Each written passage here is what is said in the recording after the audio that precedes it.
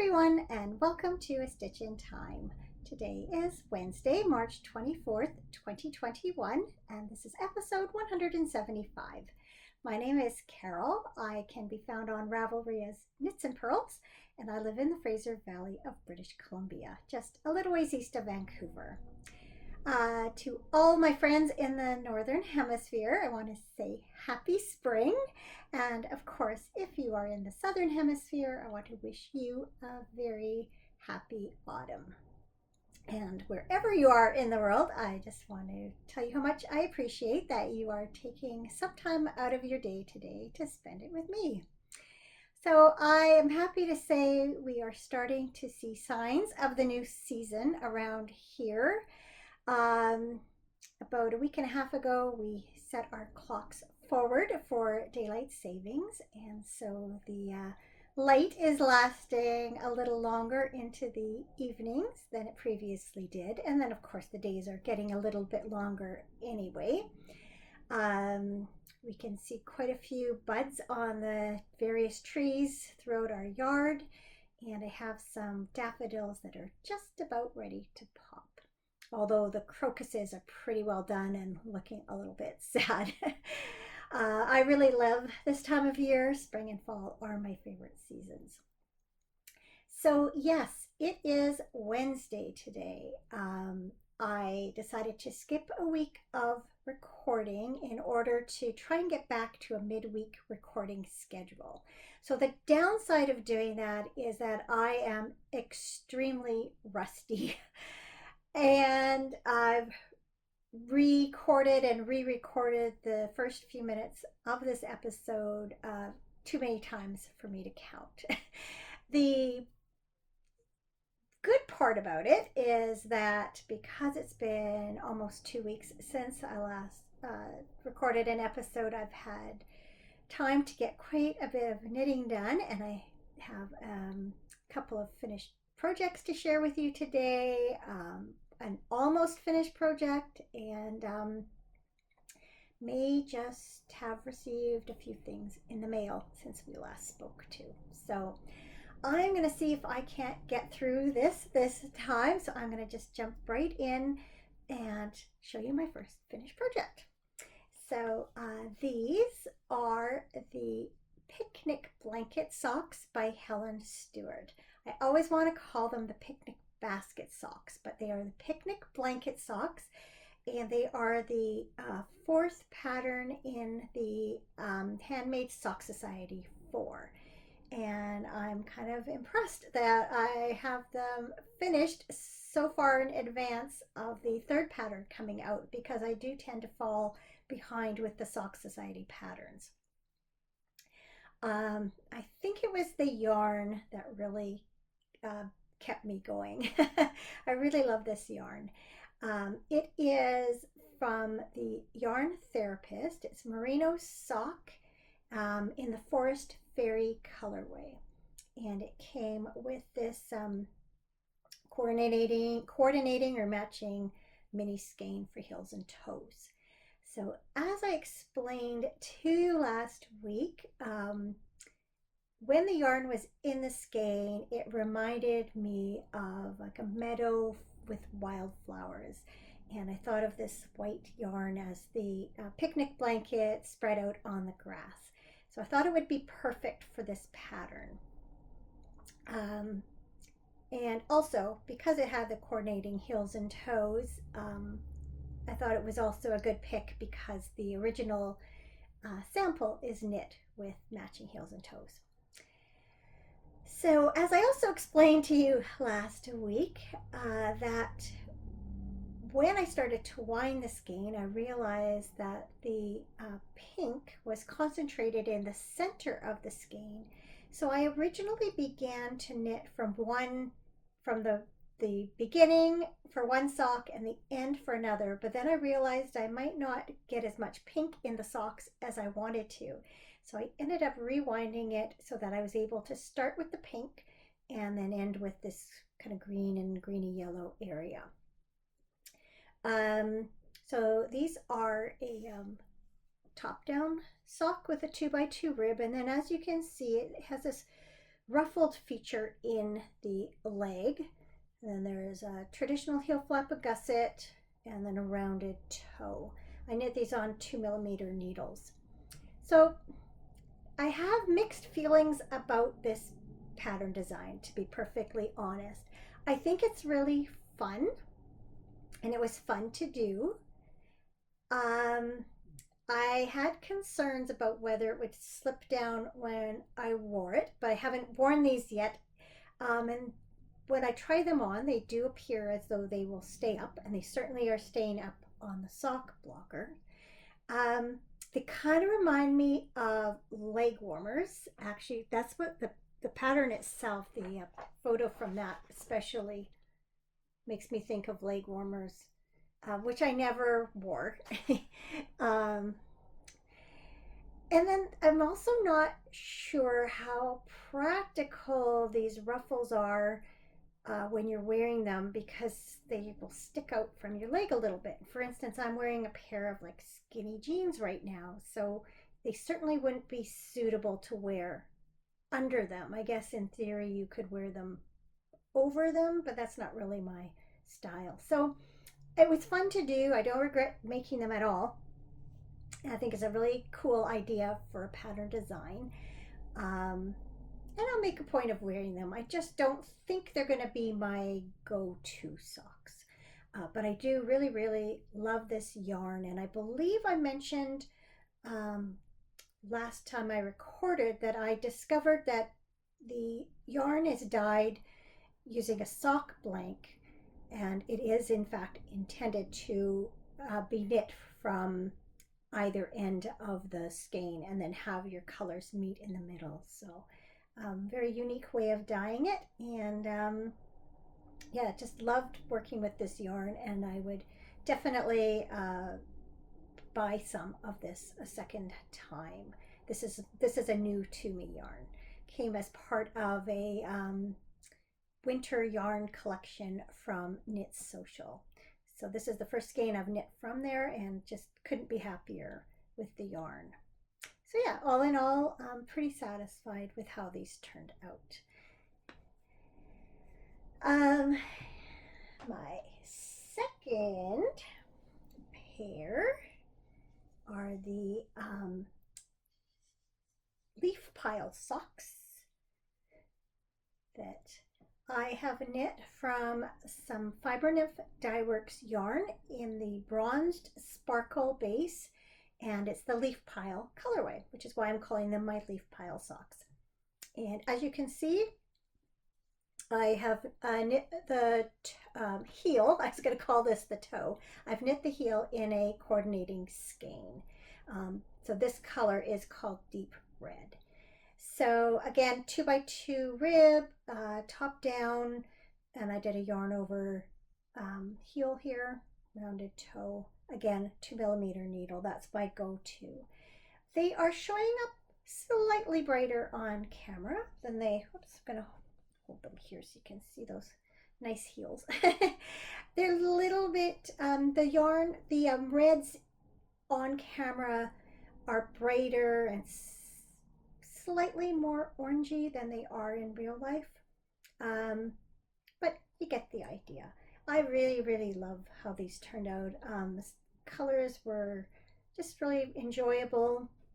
You don't see the bronzed sparkle as much as you do with the like the stellina, the silver stellina, but every now and then you kind of capture a glimpse of the sheen. And yeah, really happy with how these turned out. I knit these intentionally for the Fiber Nymph Dye Works Nature Make Along. The theme for March and April is Flora. And without intending to, these also fit into the category with that idea of the flowers on the leaves, or flowers on the in the grassy meadow and a picnic and all that. So I have still to take finished project photos of these and get them up on my project pages. And then once I do that, I can fill out the finished project form for the make along and enter these two to finished projects. So I've also finished 2 projects for that in the first month that it's running. So I'm giving some thought to what I might do for a third project. I may as well, since we're heading into April, I've got lots of time. Last episode, I showed you some green yarn that I want to use for a hat. So I was thinking I might cast on a hat pretty soon and knit that up. Shouldn't take me too long. So those were the only socks I had on. No, I shouldn't say they're the only socks I had on the go. Last week, I think, or the week before, I showed you I had another pair of socks on the go, but I had set them aside. But when I finished those, I picked them back up. I'm just gonna snag a sock blocker from this one. Pardon me. So I am knitting these out of Zauberball Crazy in the Route 66 colorway, which is number 2311, and I am calling them my Get Your Kicks socks for obvious reasons. So there they are so far. I'll show you the ball. I am having so much fun with Zauberball socks lately. That's how it looks in the ball. So originally, I was just going to do like I did with my last pair of Zauberball socks and just do the heel as I came down with the yarn as it came off the ball. And again, I'm doing a yarn over short row heel. Again, 2x2, top down, 2mm needles. So originally I did that, but I'm not sure if you can tell right here. There's quite a dark purple that I'm working with now. And when I finished doing that, I ended up with a really abrupt purple line starting just along like at the when I finished the heel. And I just didn't like the way it looked. It just seemed too abrupt. Kind of like this is. And I don't mind that so much for the back of a sock because I don't mind if the heel stands out a little bit from the rest of the sock, but I hate interrupting kind of a smooth or in this case a very transitional kind of stripe. It just felt too abrupt. So what I ended up doing instead is taking that original heel out, and I pulled yarn from the other end of the ball. I knit my heel, and then I picked up again with the main ball of yarn.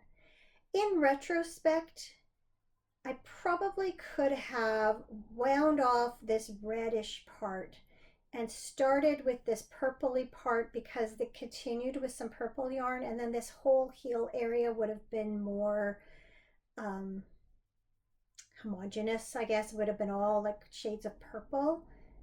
But once it was done, I just didn't bother. It doesn't bother me that much, and it's, it's got red through it too. So down the front, when you're wearing them, that's what you're going to see anyway. So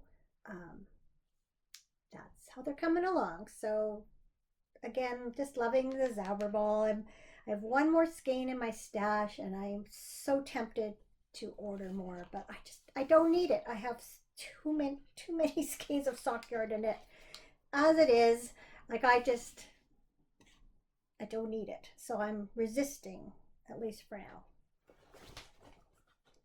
Yes, we'll see how long that lasts. So the project I've been spending the most time on, now that I finished my future daughter-in-law's wedding shawl, is my wedding cardigan, which I may or may not wear depending on the weather. I am knitting Love's Promise by Amanita out of this beautiful yarn. Again, showing up brighter than it is in real life.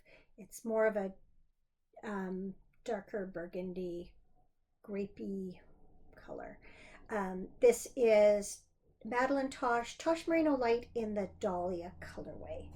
And I am so very, very close. Just gonna see if the yarn will rest here so it doesn't end up on the floor. I don't even remember where I was the last time. I think I was partway down the body when I showed it to you last.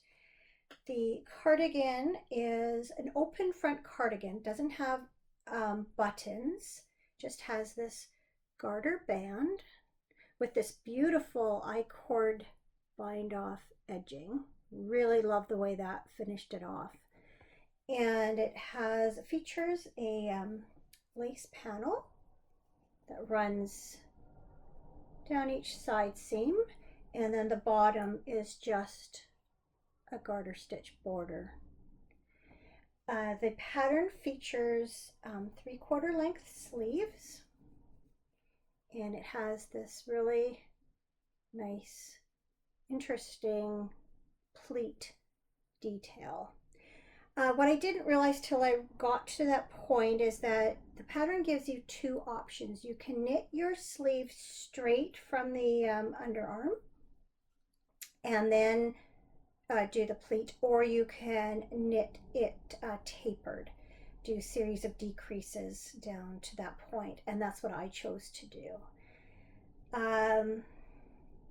I was a little bit concerned. I had 3 skeins of the Madeline Tosh, and I alternated 2 skeins throughout the body. And when I got to the end, I did the bottom border and the whole, or the bottom, the hem, I guess, and the whole border around out of one of the skeins. And then I took what was, and that pretty well used it up. And then I took the remainder of the second skein, split it in half, and on the sleeves I've been doing 2 rounds each of the new skein of yarn, the third skein, and that second skein. At times I think I can see the difference. This seems to me less noticeable on this skein, but maybe not. I don't think it's too bad. I know I mentioned being concerned that that you would be able to see where the new skeins were blended in. You can see a little bit just from where I wound in the yarn. That'll smooth out with blocking. That's the front. So depending on the angles, sometimes I feel like you can tell, and other times I don't think it's that noticeable. So it is what it is. I am not taking it out. I don't feel it's like screaming at you.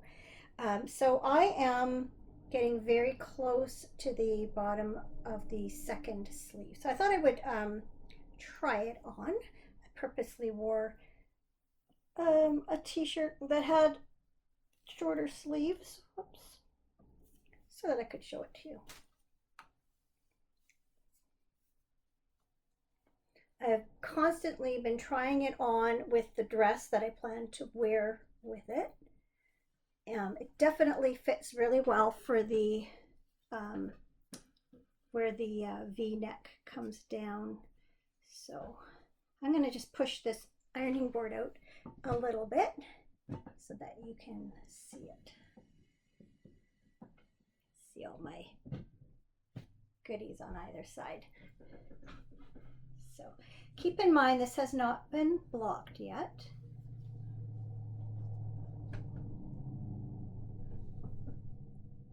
I did steam out the hem a bit so it would lie flat. I'm just going to turn around so you can see the back. Hopefully that's in shot. And you can see how that pleat looks on the sleeve. So yes, getting very close to being done.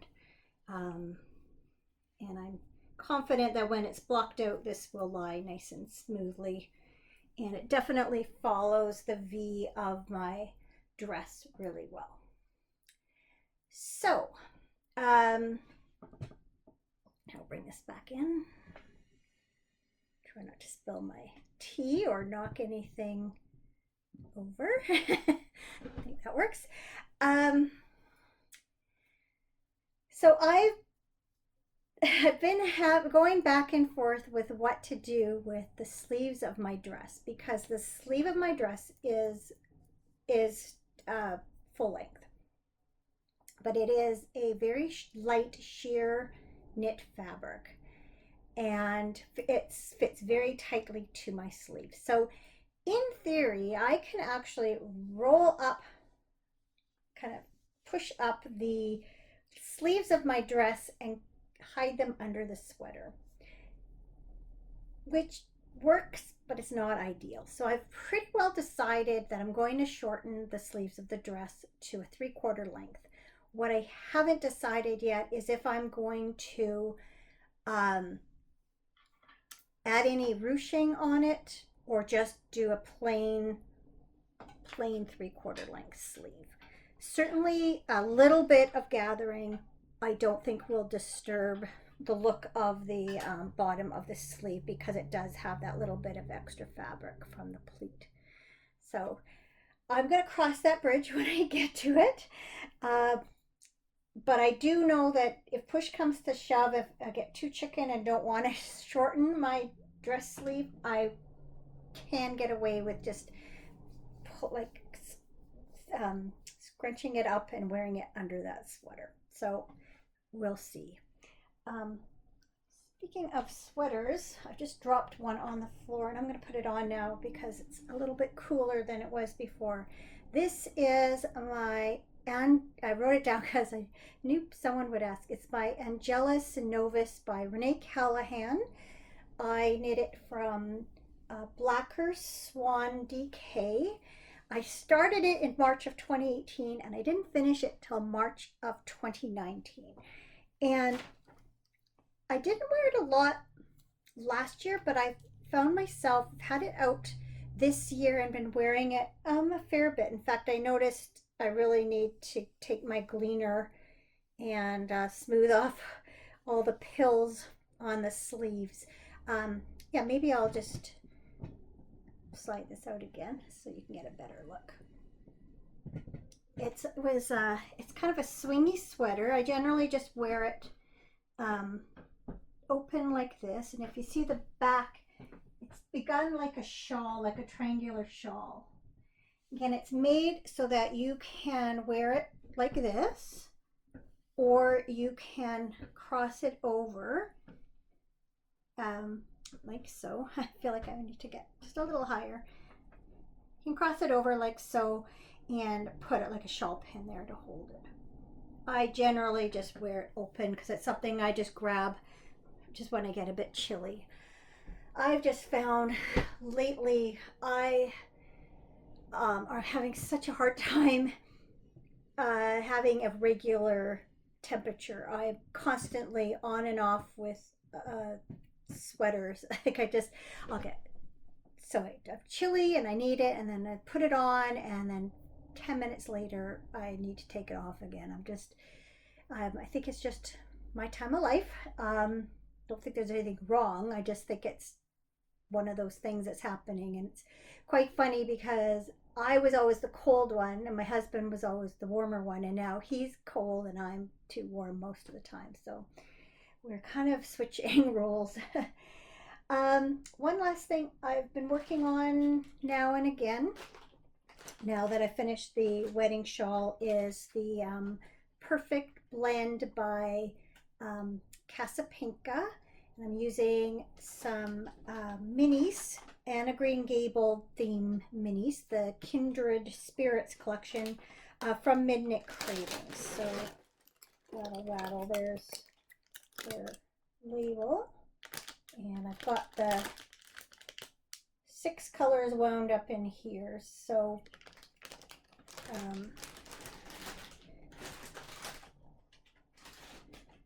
it's a asymmetrical triangle that gets larger with every row. You start out with this little skinny end with color 12. You work your way down to color 1. In this case, it's this dark green. So you start out, as you can see, with just alternating stocking stitch and garter stitch. And then you knit colors 1 through 6. So that takes us to,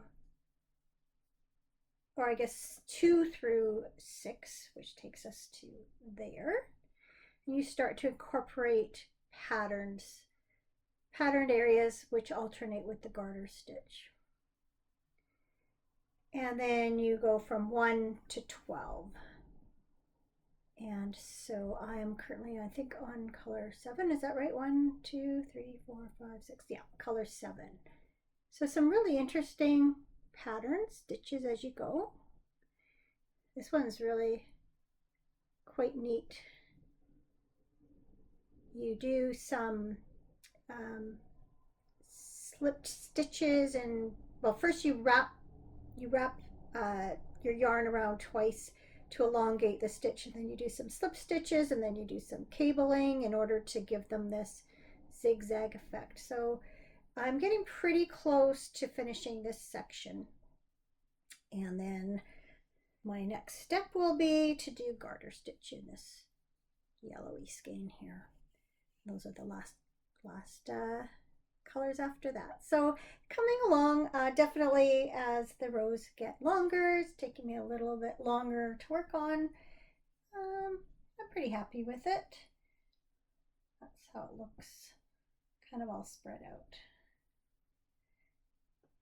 I was really trying, when I was laying it out, trying to have some brightness in the center, not just on the ends, but I did end up with the blues all kind of being together. So I wouldn't say I'm 100% happy with the way that I arranged all the colors, but I'm pretty happy with it, and I'm certainly enjoying knitting it. I love that with every second stripe you've got a new pattern to work on and to learn, and that's definitely kept it interesting. And plus, I'm really looking forward to working with these colors, because I've only done it a little bit so far, where these colors in the middle you work with, in some cases, I think 3 times. So yeah, 3 times for a lot of those. So yeah, looking forward to all the just these new colors, just to, again, just bring a little bit more interest into it. So that's it for the knitting. I think that's quite a bit, actually. I cannot tell a lie. I am really, really anxious to finish the cardigan. I'm getting very tired of it. It's a lot of stockinette, and while I love the color and I love the yarn, I'm just ready to be done with that project and get back to work on some of the sweaters that I cast on before I decided to do this knitting for the wedding. So looking forward to that for sure. Okay, acquisitions. So I don't think I ever mentioned that I joined the Fiber Nymph Dye Works, let me get their name straight, Backyard Bird Watchers Club a little while ago. The spots, the club was announced, the spots went up and sold out very quickly. So I didn't bother mentioning it on the podcast, because I didn't want people to be disappointed that they couldn't get it anymore. I got my first shipment from it, and I'm pretty sure it won't be a spoiler, because I think I was probably one of the last people to get it, being in Canada, and it had pretty slow shipping. But just in case you don't want to be spoiled, fast forward a few minutes while I talk about and show this skein. So there's going to be 3 different shipments. So the first colorway is based on the Blackcapped Chickadee. That is a bird that we have in our area. Though Lisa the dyer lives in near Pittsburgh, so obviously it's one that's a good ways across North America. And what I found so interesting is their eggs are speckled like this, which I had no idea. So I love the chickadees. They're one of my absolute favorite birds. We get them at the feeder regularly. I remember one year we had a whole family of them, and the little ones would sit on the come out. They'd come all in a flock, and the little ones would be perched on the bird bath, and then the parent. They both basically the mom and dad look more or less the same. I'm sure an expert can tell them apart. I cannot. Anyway, the parent would come and feed them as they sat there. It was just they were just so cute, and they make the most fun sounds.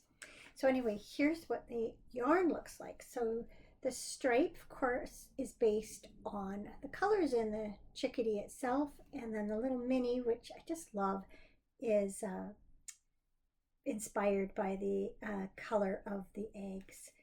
And there are spoiler pictures there's a spoiler thread in the Fiber Dye Works Ravelry group, and one of the members just shared her finished socks with the heels and toes in the mini, and I just can't wait to knit them up.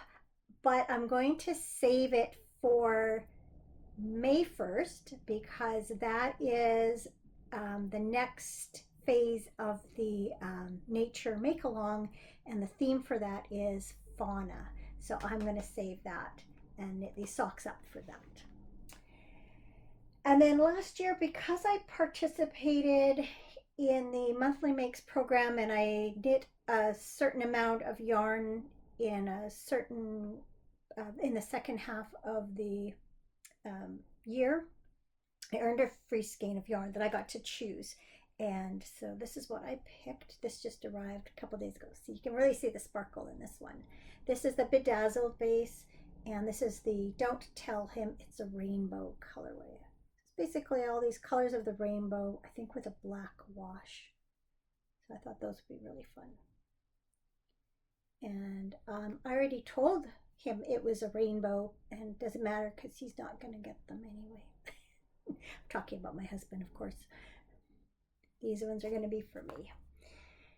I think if I remember correctly, when Lisa first did that yarn, the idea was that probably most men don't want to wear rainbow socks, but if you kind of tone it down and you don't actually point out that it's all the colors of the rainbow, because it's so muted, that they probably wouldn't notice or complain. So okay, I'm just trying to look what to share first. So I celebrated a birthday last week, and so what I've been planning for a while is to take my birthday gift money and combine it with sort of what we do for ourselves is usually, oh, I'll get this for my birthday. You know, if it's a little something extra, we'll kind of say, okay, it's for my birthday. So I combined that with my birthday money, and I bought a new reed for my loom. And what's really cool about this one, it's called a Very Dent reed. And you get all these different components, and you can create this in your heddle, you can create this reed that has the ability for you to use thicker and thinner yarns however you want. So normally you would just have the one size in a normal heddle and a reed. I think it's a heddle, but this is the reed. This is the part is the reed. If I'm remembering my loom parts correctly. They are not fixed in here. You have the ability to unscrew this part and a little bit on this end, and then you can slide these pieces in and out. So you get, this is how it came, all threaded up like that, or all set up like that, but it also came with all of these extra pieces.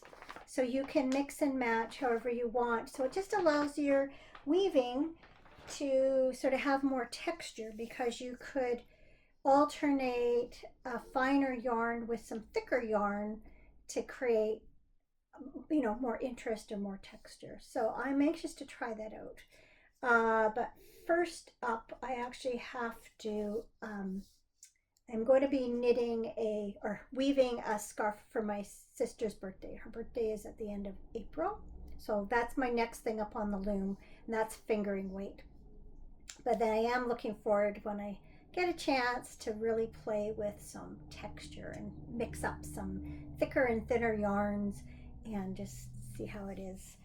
So I got that, and then at the same time, I did order a little bit of yarn. Of course I did.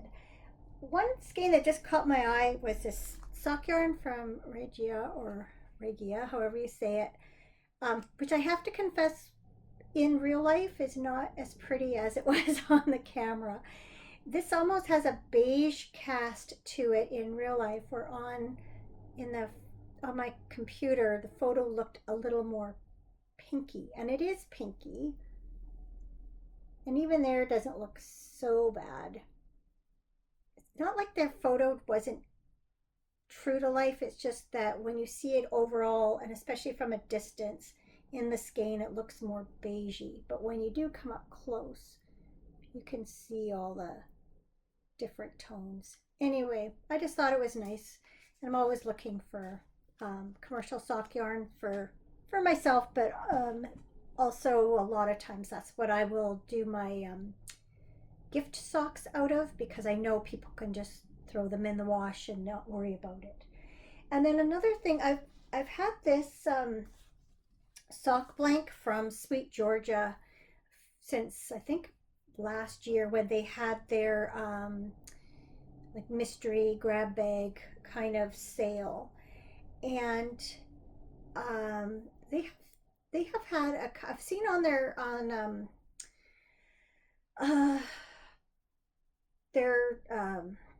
podcast and in their pattern collection, they do have a couple of shawls that they have done with a mixture of a sock blank and then like a solid. And so I ordered this. Again, color's not showing up. It's more purpley than pink.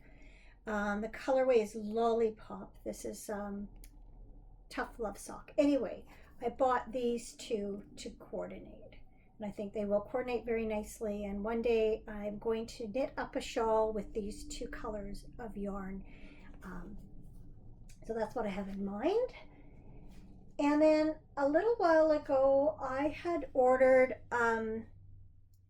this skein of the classic wool, but they were out of coordinating yarn, and I wanted it for slippers, felted slippers, and they had it back in stock. So I owned this one. I bought these two to go with it, and that's going to be one of my next projects, because I am desperately in need of a new pair of slippers. So that's going to be one of my next things.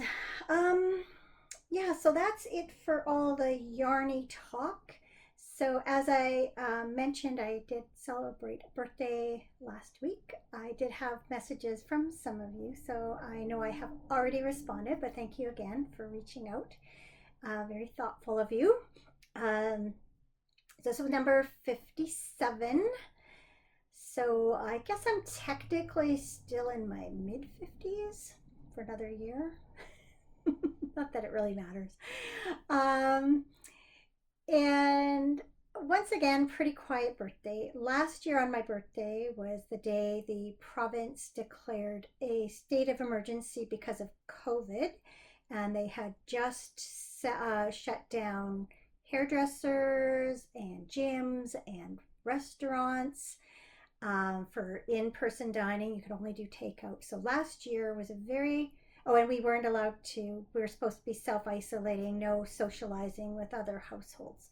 So last year was a very quiet, kind of anticlimactic birthday. We ended up ordering in a meal, but there wasn't much celebrating. Especially everyone at that point was just so, worried about this pandemic and everything. So this year was a little different. Actually, it was a lot different. In theory, we could have gone out for dinner because restaurants are open, but I've decided I'm just going to wait for when I get my vaccine. I'm just going to feel a lot more comfortable about doing that. We did go out for dinner for Cameron's birthday, and then he ended up false alarm, but possibly thought he might have COVID just after that. And all I could think of is, oh no, what if we'd given that to somebody in the restaurant? And so I thought, nope, let's just wait. So we did order in dinner that night instead, which was very good. And I had different family members coming by during the day, dropping off cards and gifts and such. I got several plants. I will see if I can keep them alive indoors. I'm not very good at that. I'm trying very hard. But the best thing of all was that, as I mentioned last episode, our restrictions in BC have eased a little bit. We are now allowed to spend time socializing outside with social distancing, etc., in place with other households. And so a week ago, Saturday, we were all together as a family for the first time in months and months and months. So that's our daughter and her husband and the three grandkids, our son and his fiance, and our other son. And our daughter Jessica had cupcakes. They all sang happy birthday and all that. So it was the best birthday present I could have asked for, was to be able to be all together again. Unfortunately, we weren't able to do that last weekend because the weather didn't cooperate. But I do look forward to more get-togethers to come now that it is spring and the weather is warming up and making things possible. Let me see what else. Oh yeah, with the warmer weather, we also this last weekend Cameron and I reseeded the lawn in all the places where the moles had created mole hills, and I had reseeded all that last fall, but I had waited too late in the season and it never got warm enough for the grass seed to sprout. So it's all still bare grass. And then we had all these areas that had been messed up, dug up when we had concrete work done late last fall. And so they've been just dirt, mud all winter. And so I'm really excited about seeing those areas filled in. Now, our son is getting married at the end of April, and their plans have been very fluid because of COVID and the different regulations. So they had originally hoped to have a big wedding up at our family cabin in late June. And then when that became pretty obvious that wasn't going to be possible, they rescheduled it till the end of April, so April 24th. And it is unlikely that anything's going to change before then, and so get-togethers are limited to 10 people. So and being outside. So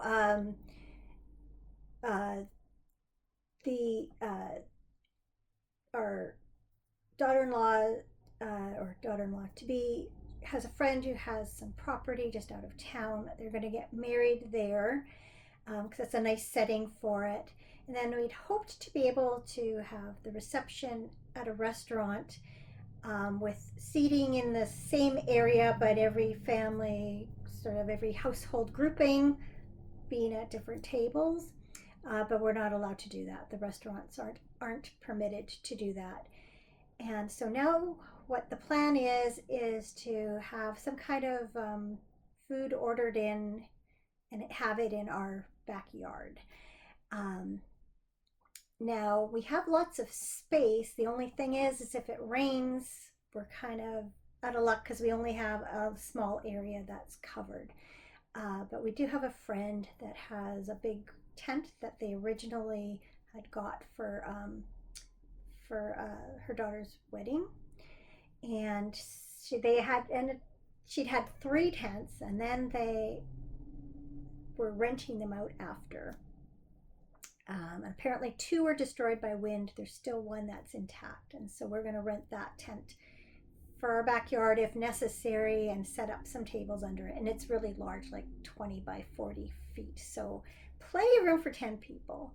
And I think what's going to happen is probably she'll do kind of a rotating thing, because as it stands now, if they have, I don't know why I say she, if our son and his fiance just have their parents and their attendants and the officiant and photographer, like they're already up at their 10 and can't include our daughter's family. So we were talking about it, and probably what we'll do is have dinner with some of the people and then shift some out so that our daughter's family can come and have dessert or something. I don't know. We'll figure it all out. Everything's fluid, as I say, but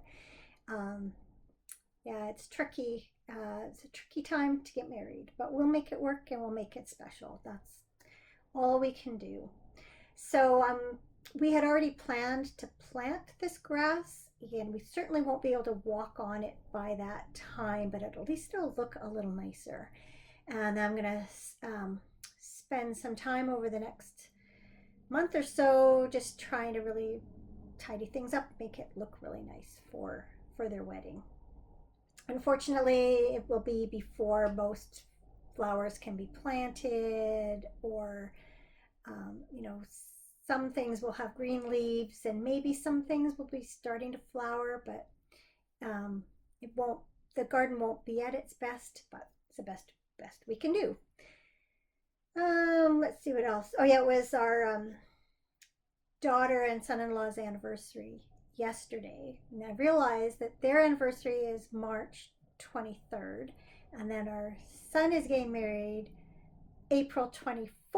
So I was teasing our younger son that when he gets married, he has to get married on May 25th, so that I can keep them all straight. And then as I was writing things out, it's like, oh yeah, that's even easier. It's like 3/23, 4/24, so it would be 5/25. I will not hold them to that, obviously, but wouldn't that be handy for this forgetful mom? And I am looking forward to next week, not necessarily the actual test, but I'm looking forward to getting an allergy tests next week.